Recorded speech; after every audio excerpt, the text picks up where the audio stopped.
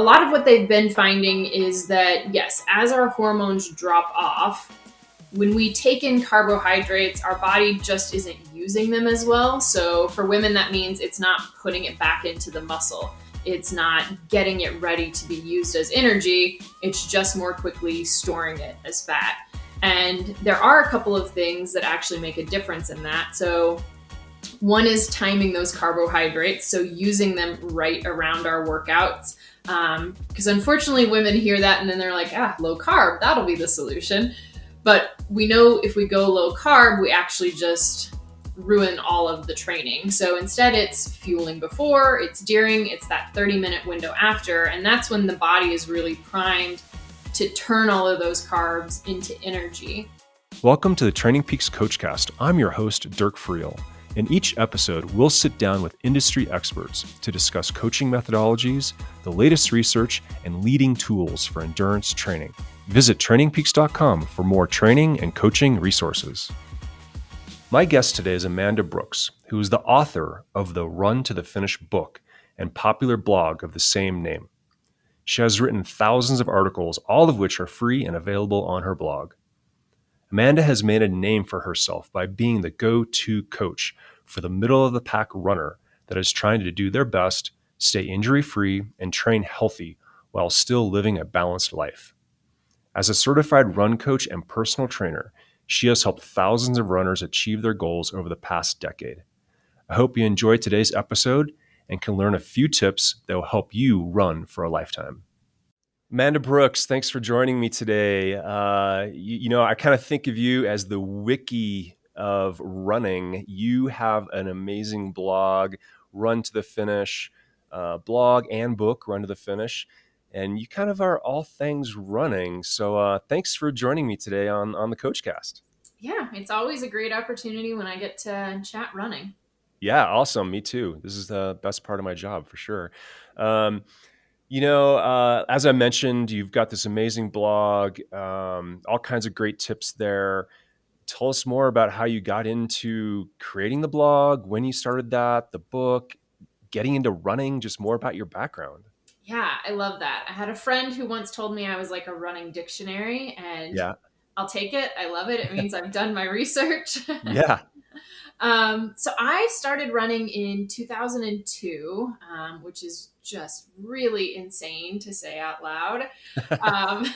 So at the time I was in college, I had some friends who were going to do a road trip to do the Rock and Roll Nashville Half Marathon, and I really wanted to go. It never crossed my mind that I could go and not run. So that got me started, and kind of immediately I fell in love with the fact that it was hard, but I was choosing to do it. So versus all the other things in life that either I had to do, someone was telling me to do, this was something I was choosing to do, and I could keep seeing little wins and progress. And so that's really kept me going for 20 plus years. At the time, I was also a journalism major, got out of school, didn't do much with that. But around 2007, when blogs were really kind of first taking off, I thought, well, this is a place where I could write a little bit and talk about running. And of course, initially it was like our version of Twitter. It was, here's what I did today. Right. Yeah. So it evolved over time till about 2012, turned it into my full-time job. And I really then got serious about writing articles that I thought were useful to other people. And so a lot less about here's my training and a lot more about what's going to help you. And man, it's been a wild ride, but really fun. So how did that lead into coaching? So at that point, I had been doing the blog about 5 years, and I was actually running these free challenges where I would have 2,000 people sign up. No one charged for anything back then. Right, so right. I didn't even think about charging.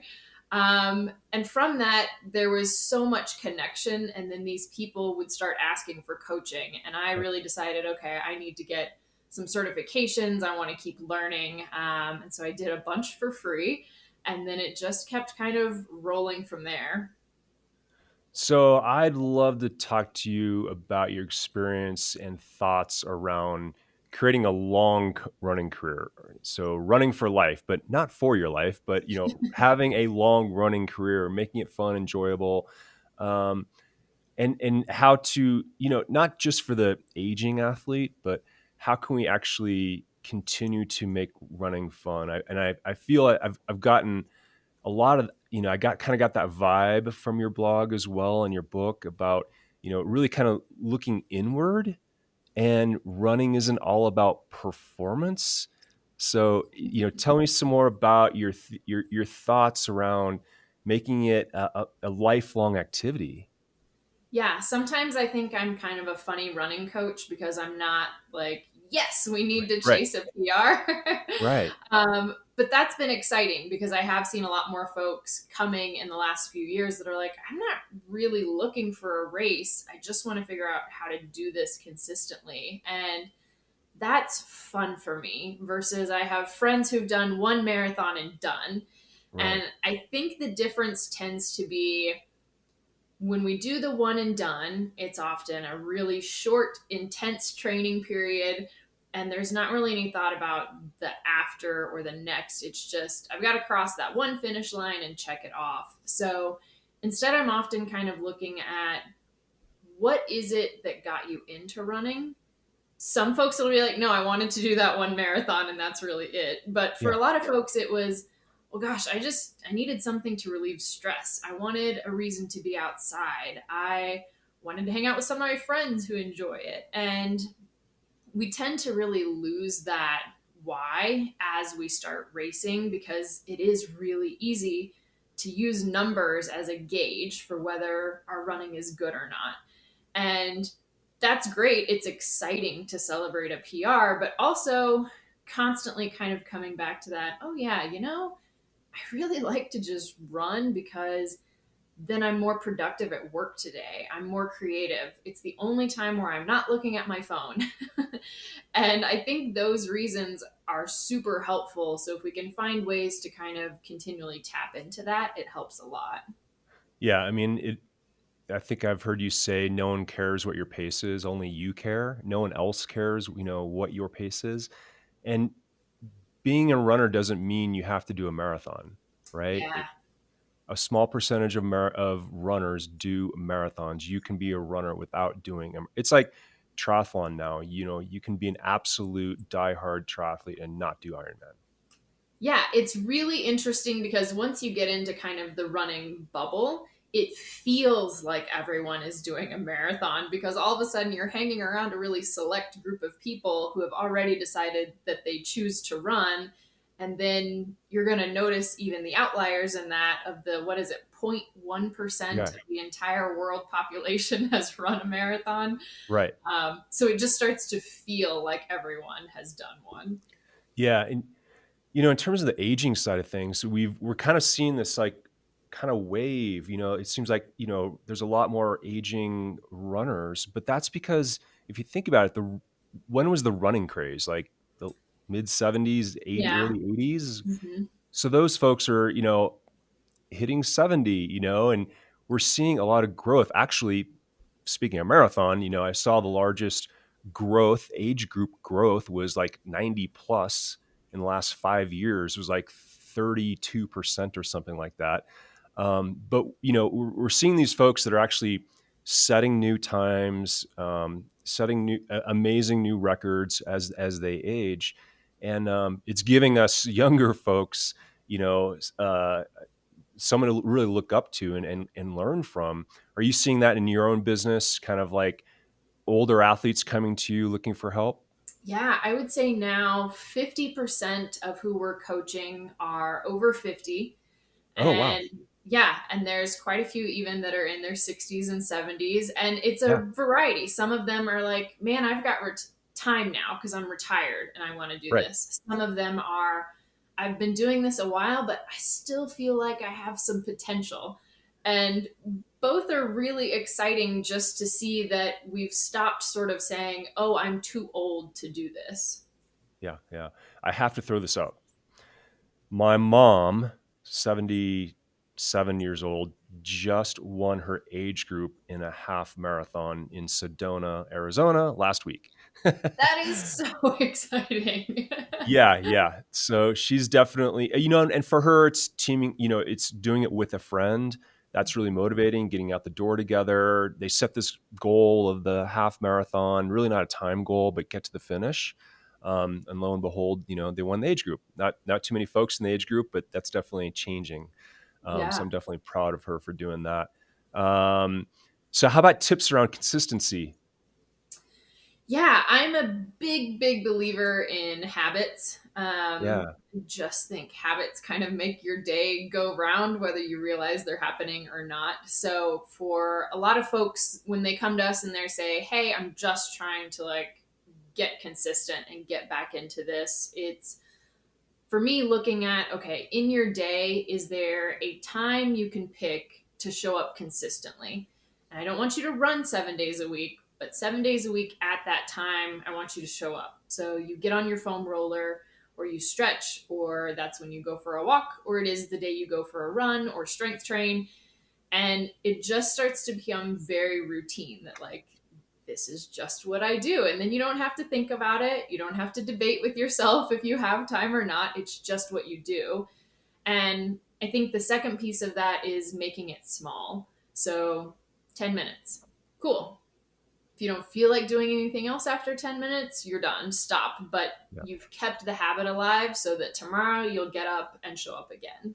Yeah, yeah, yeah. For me, is just putting on the running gear or whatever the activity calls for that day. If I can just get the gear on, get the equipment prepped, if it's up for my bike, okay, then I'm okay. I'm one step closer to getting out the door, and then how do I feel? And yeah, as you mentioned, if it's just not right, it's okay to call it, and I think you mentioned that in terms of recovery. It's take the recovery when it's needed, not because the plan says to run today 5 miles, but your body needs to override the actual words on paper. Yeah, I think it's hard sometimes because as athletes, we're kind of type A. We want Yeah, to check everything off that's on the plan. I did every single thing. And so sometimes we know that while we're doing it, it feels awful. We are exhausted. Something is not right. And we kind of keep going. So that tends to be a lesson as we get a little older. And I feel like older athletes are actually much better at this. They're like, no, I've been down that road, and now I yeah, know if this is feeling bad, I need to stop. Maybe I'll feel better later today, or maybe I just need to try again tomorrow. right. But it's kind of, to me, a sign of an athlete's maturity to be willing to listen to your body over exactly what's on the plan. Yeah, and I think we all sort of have our little nagging injuries or little aches and pains that oftentimes, like, you may mentally really want to go hit it, but if that little injury is kind of creeping up, you need to give confidence to the athlete. I mean, I'm sure you probably have these conversations where it's like, be consistent with like how you address this issue, and let's manage to that issue. So yeah, that's got to be, definitely a thing for older athletes, just like the nagging calf injury or whatever it may be. Yeah, I think we know there's more recovery time needed as we get older. Shoot, at 41, I feel it compared to when I was Yeah, 20. So certainly right. our athletes at 60. And so sometimes that's addressing training differently, but then it's also figuring out, why is that thing bothering you consistently? Because oftentimes we'll just like, I'll just stretch my calf and it's fine. But Right. let's actually figure out why this is happening. Is it your stride, or is it lack of strength? And hopefully we can make it become a thing of the past. Do you ever try and attack that ahead of time with like prehab, mobility, strength work? What are your thoughts around that within your programming? Prehab is one of my favorite words. All right, I hit a I hit on something. Yes. So one, all of my athletes know, like, do the warm up. They hear me Oh, preach it. I probably say it once a week on social media. Like, do the warm up. And for me, the warm up isn't just like some leg swings. It's where I actually sneak in prehab. So okay. it's doing some lunges. It's doing glute bridges. It's doing a little core work. So we're hitting on the hips, glutes, and core, which pretty much every PT will tell us are the main reasons we end up getting injured because they're weak. So if I can get you to sneak in, 3 minutes, 5 minutes, even 10 minutes of that before every single run, oh man, that's a massive win. And the other thing we're doing is kind of waking up those muscles. We're ensuring everything is really engaged and ready to work when you go on your run. So that for me is kind of the sneaky way, because I often feel like if I try to just add an additional thing to the week, it's sort of like, who has time for another thing? Right. But if it's just part of your routine, part of your warm up, it's a lot easier to be consistent with it. You sound like my PT. I I actually have a 3 o'clock reminder every day to kind of do a little bit of my PT, and it's for my hips, my glutes, my core, my back, because I definitely went through a period of just dry needling to try and like open up. My hip flexor was so tight. Definitely from running. It's Yep. absolutely from running. So working into my warm up routine may be a good way to go about it. Do you add any additional kind of strength training to any athlete programs? Yeah, it's interesting because when I started running, nobody talked about strength for runners. And I Yeah. feel like, man, what a disservice, because now any athlete we coach, I tell them up front, like, strength training is part of the program. Okay. We just see too much data around the benefits, and especially for our aging athletes, you have to do it. So 2 days a week is kind of the minimum.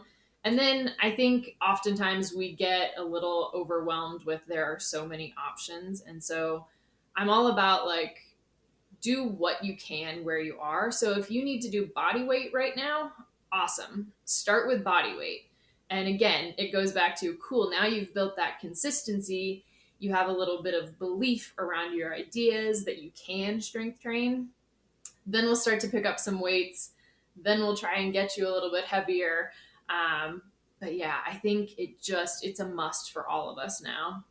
Yeah, I think you've recently posted about trying to do more max. So, whatever you can lift for 5 reps, 3 times 5. Is that kind of what you recently posted about? Yeah, so I think it's an interesting thing in our lifting. A lot of times we think we're lifting heavy, but then if you actually put in some of the like checks for yourself, like at the end of 8 reps, are you already starting to be like, ooh, this is about the last one I can do before my form's going to change?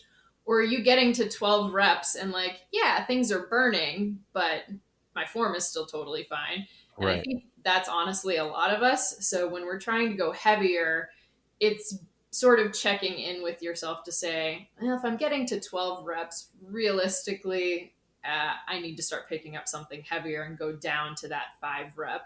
And there are benefits to doing higher reps and doing lower reps with heavy. But I think a lot of us stay too long at the higher rep range instead of picking up something heavier. Yeah. So how many days a week might you do max with 50 plus versus 70 plus, or experiences around working with athletes? Yeah, it kind of depends. And some of it depends on, yeah, their experience in lifting and if they're in marathon training. Mm. So once they're kind of in like that heavier load, we're really trying to balance recovery with how heavy they're going. So each athlete's a little different, but if I can get one day that's a pretty heavy lift, and then another day that's still lifting, but maybe you're going to end up with a little bit lighter, a little higher reps. That'll often work. Or maybe it's just that we do only a few exercises, kind of heavy lifting, and then we can still do some other stuff that day too. Cool. What about how about like recovery tips, or I guess, what are some recovery routines you walk people through, or favorite things you like having athletes do, after some of their hard workouts? Yeah, I think honestly, one of the biggest ones that especially we're seeing for the female athletes is that refueling in that 30-minute window. So we've seen that a lot of times men can go a little bit longer, but especially for women and as we're aging, getting in that protein and that carbs is huge for us to actually have any chance at maintaining muscle. Yeah.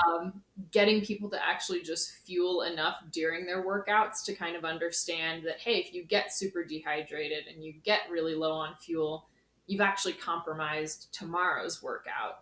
Right. And that's a mental shift for a lot of people because we feel like, oh, I'm just taking this in because of this specific run and I feel fine, so I don't need it. So when we start looking at everything you do today impacts tomorrow, I think that's kind of an interesting shift for a lot of people. Huh. How about any interesting foods, or what are you trying to target within that 30-minute window for, carb versus protein? Yeah, so I think 2 to 1 is generally the ratio that most of my very good RD friends kind of go after. I tend to be a fan of core power because I am lazy and it's something I can like have in the car so that if I am finishing a trail run, I start chugging some protein right away, I'm hydrating, and then I can eat some carbs with that. But because I feel like that's another issue for a lot of people is they're not hungry, and Right. we see that even more as we age, our hunger signals are off. And so then we choose not to eat, but that's really when your body and your muscles are primed to take in food. So liquid often works really well. Yeah, I'm definitely thirsty after workout. So if I can get that into the bottle, that's 2 for 1 for sure. Mhm. How about any advice for the nutrition on the run? I'd say probably most runners don't take anything in on 90 or 100% of their runs. So how do you introduce that, and what might you introduce? Yeah, interestingly, I mean, I was very much that runner. Living in Miami was probably something that helped me. I finally realized, like, I have to carry hydration. And I Yeah. see this so often. Everyone refuses to carry hydration. So just starting with, like, hey, I just want you to carry something and I want you to take a sip every time your watch buzzes for a mile. And so again, we're starting to build that consistency. If it's a longer run, then I'm going to say, can you put some gnarly or some tailwind, something in there so you are getting some calories? And then I start trying to like introduce the easiest foods for them. So a lot of times that might be applesauce pouches. Hmm. If I go straight to gels, hardly anyone in the universe takes their first gel and thinks that was awesome. Right. So we start with like some easy foods. And again, having chatted with so many registered dietitians, I love their sort of example that because while you're running, digestion is shut down, as you start introducing these foods, it actually tells your body to then start digesting food again. So it will get easier over time. So then when you're ready for gels, because runs are really long and you need more carbs, your body's actually ready for it and you won't have that, oh, that made me feel so bad kind of response. Yeah. Another good tip, I like planning out my courses I'm going to run. So Mhm. maybe like dropping a bottle, hiding a bottle somewhere where it's in the middle of like a figure eight kind of routine, Yeah. route. Then it's like I can have a more substance to it, and maybe actually stop for a minute and pound half the bottle or whatever it might be. Yeah.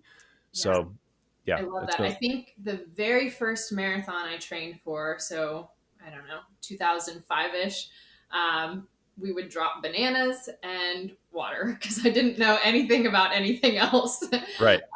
And yeah, at least I was taking something in. So yeah, that's a great way to do it. So speaking of carbs, protein, I'd love to venture into perimenopause and menopause. And you've actually written a lot about. I never even thought about this before, obviously, but the reduced carb tolerance around menopause and perimenopause, and walk us through.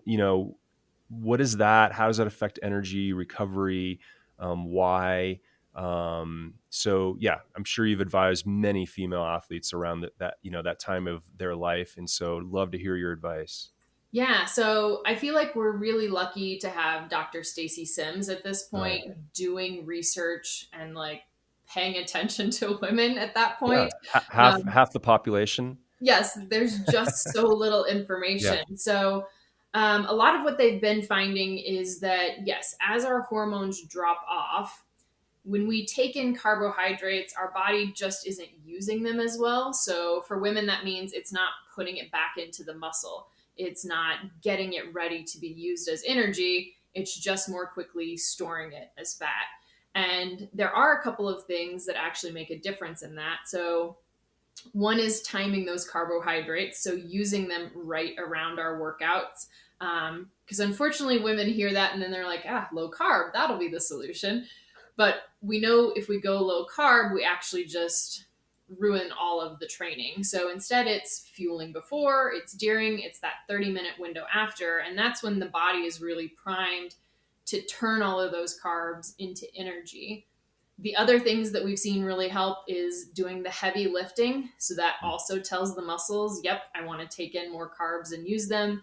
And doing some plyometrics or like that high intensity stuff, which again is interesting because I just think back to even my parents and it was like, oh my goodness, at 60, like you shouldn't be doing high intensity, but you can, like Yeah. you build up to it appropriately, and it's really, really useful, especially because we're losing that fast twitch as we're getting older. So for both men and Right. women, building up, it's really useful. Oh, wow. Well, you're begging the question here around intensity, and you said speed work. I'd love to hear, are you adding speed work into a 70-year-old training program?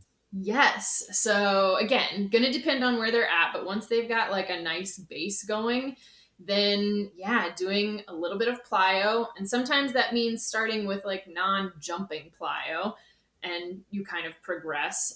But they can still do speed work and strides and hill repeats and yeah, all of it. So, and for a marathoner, how many days a week? What might a weekly routine look for? And let's stick with the menopause, a topic here. So, female athlete, older, what are considerations, and how would you introduce intensity within, a marathon program? Yeah. So, one of the things that I've seen and I think is really interesting is more of a 10-day training cycle. Ah, And Bart Yasso talked about this eons and eons ago, but you almost never see anyone use it. So, if people have a schedule that's flexible enough with the 10-day training cycle, it makes it a lot easier to get in hard workouts and then have more days in between the next hard one, and also counting their long run as a hard day because it just takes more recovery. So right. 10-day training cycle is one option for folks who just are like, I'm never going to get a long run in during the week. um, Honestly, it's starting with looking at total training volume. So instead of immediately going to like 80-20, it's more like 95-5. And then maybe it's 90-10, and we're paying attention to how that's working. The other thing is our standard training cycle is like 3 weeks hard, 1 week easy, and kind of that. But as we get older, we may do better with 2 weeks hard, 1 week easy. And so just little shifts. And I've seen it's very different even by athlete, and it may be different by week for them, depending on just how they're feeling. But just giving that additional recovery seems to get them through with their energy staying more consistent for the whole training cycle. Huh. So, what kind of intensity training would you put into a program? So I always start with hill repeats. Ah, yeah. I've just found, well, one, the data around them making us faster is there. They're also the easiest way to add speed where we're unlikely to get injured because we're going to be forced into better running form because we're slightly leaning uphill. We have to drive our knees. So we're not going to overstride, which is what we tend to want to do when we try to run really fast. So always kind of start with that. And then even if we're adding in some plyos, it might start really simple, like toe taps. So where you've got the bench in front of you and you're kind of doing quick feet of tapping your toes and things like that. And then progressing from there. I love doing things by effort. So especially when we're getting a little bit older and energy is different by the day, weather changes things. And so doing intervals that are a hard effort or medium effort and really describing what that's supposed to be like, I find is a lot more empowering than hit this pace window. Right. And for folks who have never done a hill repeat, are these 10-minute long hills? Like, what is your definition? And like, literally, what does the workout say? in terms of how to do a hill repeat? That's a good question. So there are a lot of ways to do them, but the way really we start every training, if someone is doing hill repeats, is they're usually first time around might be 5 by 20 seconds. Hill is going to be around a 7% incline. So it's not horribly steep, but it's a pretty decent hill. And for that 20 seconds, you're running hard. So it is give it all the gas. You've done a nice warm up. You've run a couple easy miles, and now you're pushing it to see what you can do for that 20 seconds. And then I always say initially take as much recovery as you need. So get back down to the bottom of the hill, make sure it feels like your heart rate has dropped, because I want you to try and make it just as far as you did that time on every subsequent rep. And then over the weeks, we'll build up the number of reps. So build up to maybe 8, and then start to increase that time, maybe 30 seconds. And then I usually feel like someone's looking really strong and is ready for other speed work. Huh. And with the plyos, are you doing that on like a strength day, or is it separate from an actual like, strength day? A lot of times I actually like to do some of them right before a speed run. Okay. So it depends on what the movement is. If it's something like the toe taps and some high skips, those are great. We're kind of reinforcing some movement patterns. We're getting everything really primed. And so we can do some short reps of those. If it's some other stuff that's maybe a little more intense, jump squats, split jumps, whatever it might be, a lot of times those are, kind of a finisher around a strength workout. Yeah. I'm going to go back. You mentioned 80-20 or 95-5. What are you referring to there? Yeah. What is the 80? What is the 20?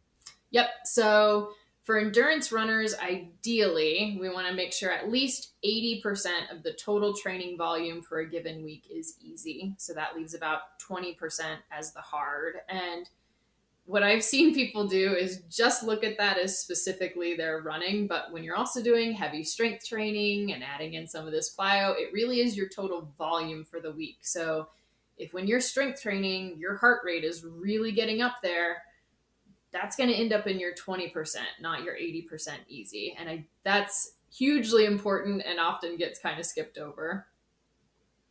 Yeah. So, you have to educate athletes in terms of like holding back. Like if 80% of it is easy, you call this low heart rate training, right? Yeah. So how would you define that and train athletes to stick to that? So I definitely do not make all of our athletes use low heart rate. Mm-hmm. It worked really well for me. I was someone who had hormonal issues starting back in like 2012. So I've seen it work really well for a lot of our peri and menopausal athletes. Okay. The entire idea of getting someone to run easy is a process of convincing them that slowing down actually has a lot of benefits. Heart rate to me is a great tool because oftentimes we'll override what our body is telling us because our watch says something that we don't like. And so with heart rate, your body is telling you exactly how hard you're working. Mm-hmm. Low heart rate uses a method from Mahafitone. So his formula is roughly 180 minus your age. There are others where you're playing with zones. So zone 2, 220 minus your age, plus some other calculations depending on how you go about it. I think it's a process of deciding what you're going to use consistently to know that your runs are easy. What is that? The talk test? Hey, I can speak a couple of sentences freely. Cool. That's an easy run. Or you are going to use heart rate, and then just be willing to adjust by day. So it's hotter, or you didn't sleep well. Okay, cool. Like it feels harder. So slow down. Yeah. Yeah. I mean, and literally for a lot of folks, I mean, me included, when I run like really in the fall and winter, and when I introduce running into my program, I have to do a run walk. I mean, and I have to say that, it can be embarrassing, right? But I'm like, it's okay. I'm going to do 5-minute jog, 1-minute walk, 20 minutes of that. And the heart rate will tell you, if my heart rate's getting over 140, like that's getting into a harder zone. So need to hold back, It's hard to do for a lot of folks. And like power hiking too. I'm like, just going out and doing a power hike can be great for building fitness. And you're not running, but you're building a lot of great fitness around that. 100%. And I think, as we're aging too, it doesn't have to be just running to get you fitter for running. It can be cross training in other ways, and feeling okay with that. I think it's been interesting to see too, sort of we think, well, I'm a runner, and so if I like these other things and want to do them, that's a problem. It means I'm less of a runner, but it's not. Yeah. You'll still be a great runner because of those other things. Yeah. No, and if you can break it apart, if you're working the plyos and strength and some hill repeats, you're working on like the biomechanical side of running and taking that pounding, but then separating out the aerobic side and building that aerobic conditioning, which may not be all running. Eventually you build enough of both, you can combine them, and you can maintain the run for the whole marathon. But that's not the goal on day one, right? So it's the progression. And what's great is that you can be a coach and it's not per se like performance focused. It's building it day by day, building up the confidence in the athlete and seeing the progression that's not really based on pace per se, but it's just we're making these milestones along the way. Do you ever have athletes do group runs, and what are your thoughts around finding groups or running with groups? How often? The good and bad and ugly of group runs? Yeah, it's interesting because a lot of runners prefer to run by themselves, but I also think that's a lot of fear. Sometimes it's fear that I'm going to be too slow for the group. And so people just won't actually go and make that connection. I enjoy both. I probably spend the majority of my time running solo because I am too lazy to go to runs in the evening, which Yeah. is when most group runs are. But the benefits are there. So, especially if you're trying to do speed work, oh Mm. my gosh, when you're hitting, 400-meter repeats, but you're on a track surrounded by other people, it doesn't really matter what pace they're running. It just gets you to push harder. It's why you push harder on race day. So, if speed is a goal, the group is super helpful. If consistency, because you don't like running in the winter, is a goal, again, the group is super helpful because now there are people that you want to go see, you've become friends with. And so you're more likely to just show up, even if it's 2 days a week. Two is better than zero. So the downside to groups is running too hard on your easy days. Right. So I do see that a lot. And even with the athletes we coach, when they say, like, I know I probably go too hard when I do this group, but it makes me so happy, then I kind of start looking at it as, okay, how can we work this in somehow? Like, Hmm. can we turn this into a tempo run? So can you actually make them run just slightly faster? Yeah. Or can you ask them to slow down, like, or whatever it might be? But how can we keep this thing that brings you joy, but actually make it work? Yeah. I have someone I train with, and we've gotten in the routine where it's like, okay, today is our, moderate, easy day, zone 2, right? And so we just randomly will call out our heart rate, and I'll be like 138. And so he'll have to respond and say 142. And if either of us are above our heart rate governor, then we got to like back it down, so we're That's good. accountable to each other, very geeky. But we definitely want to stick with that, and literally like we would just start racing each other if we weren't accountable to that routine that we found. So that's one tip I have. um, any other secrets to a long longevity in terms of a running career we may have missed, or how would you wrap up the secrets of being a runner for a long many decades? Yeah, I mean, I think one of the big things is keeping the fun, keeping the Mm, joy of it. right. So, Probably number one. yeah, I took a like 8-year break between my last marathons because I finally decided, like, gosh, I'm not really having that much fun doing marathons. I'm having way more fun when I just go run 16 miles because I can run 16 miles. but not because it's part of this training plan. So I do see that a lot too. Once we've done a certain distance, we feel like we just have to keep doing it. And it's okay to chase different goals. I'm right now working on like the 10K, and I'm like, I've been running 20 years and never focused Yeah. on the 10K. So Right. it's okay to change or decide you don't feel like racing, or to love trails or try an obstacle race, just to keep it interesting. Yeah, and obstacle race and interesting. We never covered off on like cross training.